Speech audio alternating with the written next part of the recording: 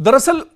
मशरिक़ वस्ता में जैसे जैसे कशीदगी बढ़ती जा रही है, ऐसे में अब ईरान की जो ताकत पहले दुनिया ने देखी और ख़ासतौर से मशरिक़ वस्ता में जब इजराइल पर हमला हुआ था, इजराइल ने ईरान पर हमला किया था, उस हमले के बाद ईरान ने जब जवाब दिया था, उसके बाद पूरी दुनिया ने ईरान की ताकत देखी थी। ईरान दरअसल बहुत बड़ा मुल्क नहीं है, या फिर यह कहा जाए कि अमेरिका और इजराइल जैसी बड़ी ताकत के सामने तो ईरान की कोई हैसियत नहीं है। लेकिन जब ईरान ने इजराइल को जवाब देना शुरू किया था, उस वक्त पूरी दुनिया की निगाहें दरअसल खुली की खुली रह गई थी और उस वक्त पूरी दुनिया ने देखा था कि कितनी मजबूती के साथ और कितनी ताकत के साथ ईरान ने दुश्मन को जवाब दिया है। और इस बार ईरान का यह कहना है कि चीजें पहले से वाज़ेह हैं, तस्वीर पहले से साफ है, इस वजह से दुश्मन को शिकस्त देना इस बार मुश्किल नहीं होगा। और इस बार आप देखिए कि ईरानी जदीद और खुदकुश जो ड्रोन्स हैं वो अमेरिकी बहरी बेड़े के लिए दरअसल जानकार कहते हैं कि सबसे बड़ा खतरा है। जी हां, यूएस जो अब्राहम लिंकन बहरी बेड़ा है जो खलीज फारस में एक तरह से लंगर डाल चुका है, ऐसे में माहिरीन और एक्सपर्ट जो डिफेंस एक्सपर्ट हैं वो ये मानते हैं कि ईरान के पास जो लेटेस्ट और खुदकुश ड्रोन्स हैं ये दरअसल अमेरिका और इजराइल के लिए बहुत बड़ा खतरा हो सकते हैं। ईरान के पास दरअसल कई ऐसे ड्रोन्स भी हैं जो एक तरह से डिफेंस सिस्टम में नहीं आते हैं, जो एक तरह से रडार में नहीं आते हैं। दुनिया का कोई रडार ईरान के इन ड्रोन्स को दरअसल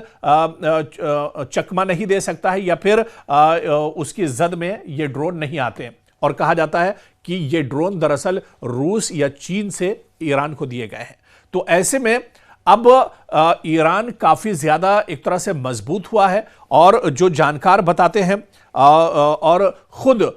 ईरान से ही जो बड़ी खबर निकलकर सामने आई है, फॉक्स न्यूज ने बाकायदा ड्रैगन फ्लाई कंपनी के सीईओ के हवाले से यह बड़ी जानकारी दी है कि ईरान के कम लागत वाले ड्रोन्स, जिनकी कीमत बहुत ज्यादा नहीं है, लेकिन ये ड्रोन्स के इज्तिमाई हमलों के जरिए निहायत कीमती बहरी अहदाफ को ये निशाना बना सकते हैं। जी हां, ये ड्रोन बहुत कीमती नहीं है, लेकिन ये कारगर बहुत हैं। ये दुश्मन पर अटैक करने के लिए कोई बड़ा चैलेंज साबित कर सकते हैं। ये दुश्मन पर भयानक हमला कर सकते हैं, दुश्मन को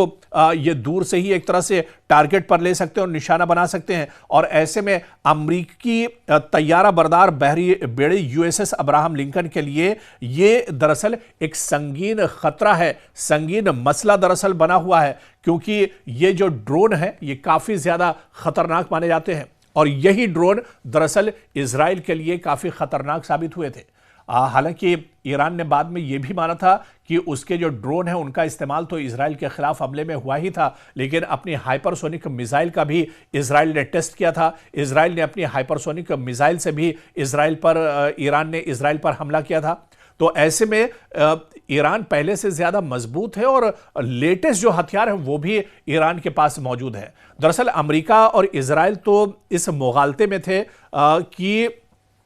ईरान पर हमेशा से हथियारों को लेकर, एटमी तवानाई को लेकर एक तरह से पाबंदियां रही हैं। ईरान के पास कोई लेटेस्ट हथियार नहीं होंगे, लेकिन जब बात दुश्मन के सामने डटकर लड़ने की आई तो उस वक्त दुनिया ने देखा कि ईरान की तैयारी दरअसल पूरी थी और ईरान के साथ भी अब सुपर पावर ताकतें खड़ी हैं, जो ईरान को बचाने के लिए मशरिक़ वस्ता में अपने फायदे के लिए अब चीन और रूस भी ईरान के साथ पूरी ताकत के साथ खड़े हैं। और शायद यही वजह है कि अब मशरिक़ वस्ता में ईरान से इजराइल थोड़ा सा दब रहा है। बिन्यामिन नेतन्याहू की पेशानी पर अगर शिकन है तो इसी बात को लेकर है कि अब ईरान को जितना कमजोर, ईरान को जितना छोटा और मजबूर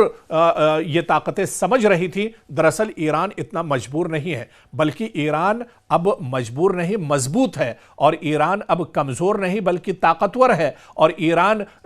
की सलाहियत अब इतनी है कि तेहरान से बैठकर अगर वो कोई मिसाइल यहां से छोड़ेगा तो वो सीधे दरअसल तल अबीब पर एक तरह से जाकर गिरेगी। और इसके अलावा ईरान ने यह भी कहा था, एक खबर बीच में यह भी आई थी जो हमने आप अपने नाजरीन के साथ शेयर की थी, सोशल मीडिया पर काफी ज्यादा वायरल हो रही थी कि ईरान ने अब एक ऐसा मिसाइल बनाया है जिसकी रेंज 10,000 से लेकर 12,000 किलोमीटर तक है। यानी जो एक्सपर्ट हैं वो ये कह रहे थे कि ईरान अगर ये मिसाइल बना लेता है जिसको ईरान ने टेस्ट किया है, तो फिर तेहरान से सीधे अमेरिका का व्हाइट हाउस एक तरह से टारगेट पर होगा। हालांकि ये शुरुआती खबरें निकल कर आई थी, लेकिन इतना जरूर है कि मशरिक़ वस्ता में जितने भी एयरबेस अमेरिका के हैं, अमेरिका के जितने भी हवाई अड्डे हैं, वो सभी एयरबेस ईरान की जद में है। इतना तो तय है, ईरान के पास 3,000, 4,000, 2,500 किलोमीटर तक रेंज पर मार करने वाली जो हाइपरसोनिक मिसाइल हैं वो पहले से मौजूद हैं। तो अमेरिका इसी वजह से डर रहा, और अमेरिका ने इस पूरे खित्ते में मशरिक़ वस्ता में ईरान के जितने भी, अमेरिका के जितने भी एयरबेस हैं, उन पे सिक्योरिटी फोर्सेस को अलर्ट कर दिया गया है कि वो हर वक्त अलर्ट रहें, क्योंकि अगर ईरान पर कोई हमला अमेरिका करेगा तो उसका पलटवार, और ये बात आयतुल्लाह अली खामनेई की तरफ से भी कही गई थी, ईरान के